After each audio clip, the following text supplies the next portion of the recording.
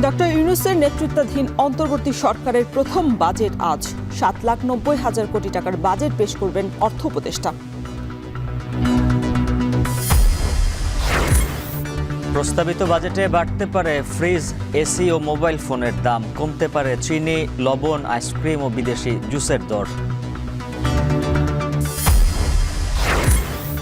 ৯ বছর পরেও ঘুরে দাঁড়াতে পারেনি ট্যানারি শিল্প। সঠিক বর্জ্য ব্যবস্থাপনা গড়ে না ওঠায় মিলছে না LWG সনদ। ভোলায় বন্যা নিয়ন্ত্রণ বাঁধের ৪০ কিলোমিটার অরক্ষিত, হুমকিতে শত শত বসতবাড়ি, শিক্ষা প্রতিষ্ঠান, সংস্কারে নেই কার্যকর উদ্যোগ।